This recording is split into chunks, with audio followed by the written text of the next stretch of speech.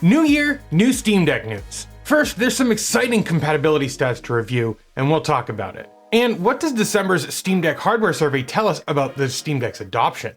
Plus, what does MSi have up their sleeve in the race to dethrone the deck as the best PC gaming handheld? All this and more today.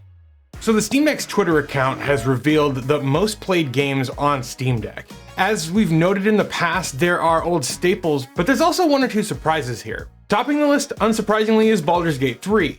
Emily's been playing it religiously since it came out, and so it's wonderful to see it here. Next, we have Cyberpunk 2077, which has become shockingly good compared to where it started. Then there's Dave the Diver, and there's been a lot of contention with this title, whether it's truly indie or not, but the consensus, at least among Steam Deck owners, is that it's fun. Then GTA 5, Vampire Survivors, Elden Ring, Stardew Valley, Diablo 4, Red Dead Redemption 2, Hogwarts Legacy, and the list goes on and on. Most of the rest of the list is familiar to anybody who's been following this, but number 18, Lethal Company, and number 15, Coral Island make unexpected appearances on the list. Although I think Coral Island was on last month's list. So that's what Steam Deck gamers have been playing this week, but the question is, what has been your most played title on the Steam Deck? Leave me a comment and let me know. I'd love to hear your thoughts in the comments below. Well, this is interesting. Kioxia has announced that they're working on a 2TB microSD card, making them the first manufacturer to hit the upper limit of the SDXC standard. They did so by stacking 16 1TB dies of 3D flash memory on top of each other while maintaining the maximum thickness of 0.8mm that the microSD card specification demands.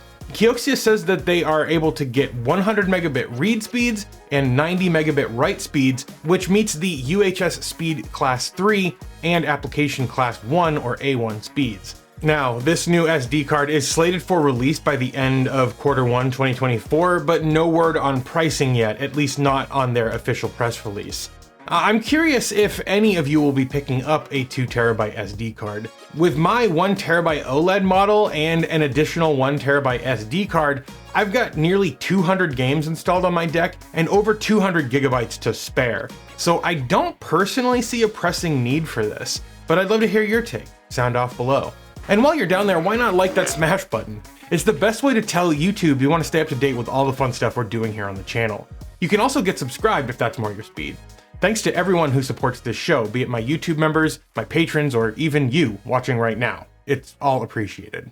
So MSi is teasing yet another Steam Deck competitor, and they say that they're going to be revealing it at this year's CES. Now, the teaser trailer on MSi's Instagram shows the silhouette of the device with RGB around the analog sticks, followed by several extreme close-ups of the device. The first shot is what appears to be the top vent of the device, with the words "True Gaming" emblazed across the chassis. Then we see presumably the rear of the device with red and black cooling grates, and finally the MSi Gaming Dragon logo. Then a title card, coming soon, #MSi Cross CES 2024, and 2 claws. The next day, a bunch of details were apparently leaked along with pictures of the device, or at least renders. Of note here, the MSi Claw, yeah, that's really what they decided to go with for this name, will have 32 gigabytes of LPDDR5X, which notably is twice as much as the Deck and the Ally and even the Legion Go. And surprisingly, the CPU is Team Blue. It has an Intel 16-core Meteor Lake APU with 6 P cores, 8 E cores, and 2 LP cores. And the GPU consists of 8 Xe cores. Now, it will be interesting to see how this thing performs since Intel's graphics are, I'm just gonna leave it at notorious. Now, guys, you know that I'm highly skeptical of these other devices.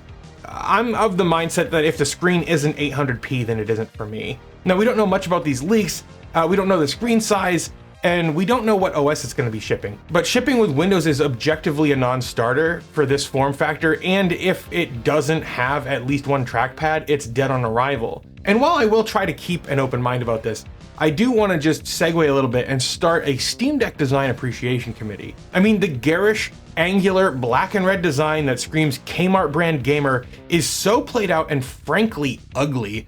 And the fact that Valve eschewed all of that, the fact that all of Valve's hardware, not just the Steam Deck, has a clean and appreciable design that stands out among all of these other handhelds. I just love it.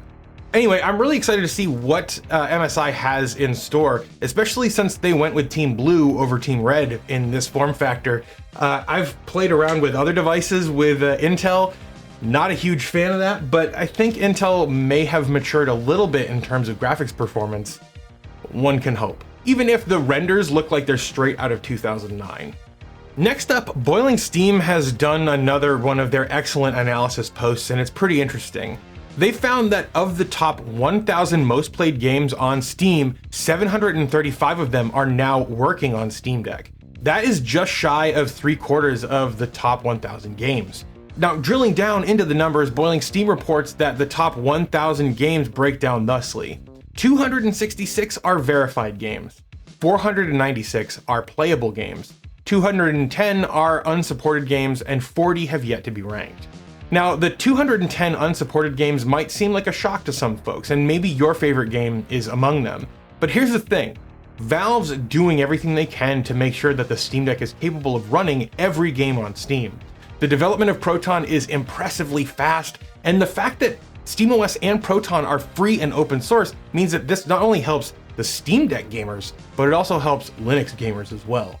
And if we compare Boiling Steam's early 2023 reporting to this latest article, we see that back in early 2023, only 38% of the top 1,000 games on Steam were compatible with the Steam Deck. Now, that number here has grown to 75%, and that is truly staggering progress.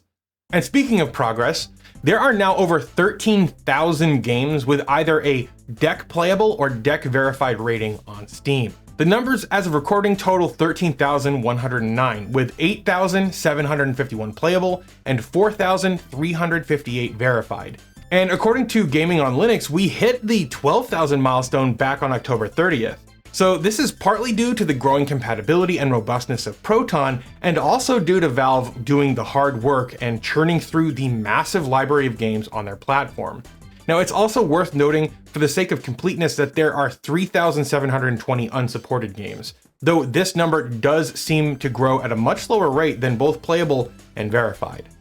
All right, let's talk about the results of December's Steam hardware survey. It landed this week, and with it, new insights into the growth of Steam Deck as a platform. And there's been some really interesting numbers here, so let's go over this. The first thing to note is that Linux market share is now approaching 2%.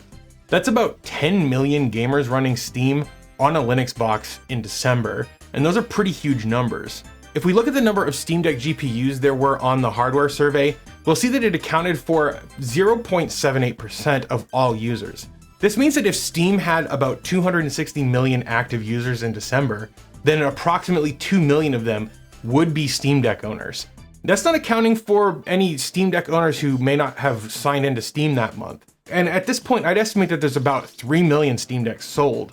Now, Valve still isn't including SteamOS Hollow in the overall metrics, so we need to do a little bit of math to figure out what percentage of overall users are running SteamOS Hollow. The numbers are interesting though. SteamOS Hollow is being used by about 0.8% of the overall hardware survey, which is 0.02% more than people using Steam Deck hardware. Which seems to make sense because Hollow ISO seems to report as SteamOS Hollow, and people have been making Steam machines with Hollow ISO for a while now. I'd love to hear your thoughts on any of the stories we've covered today in this video. Leave me a comment and let me know. I think that's going to do it for now though. Thank you so much for watching, and I'll see you next time.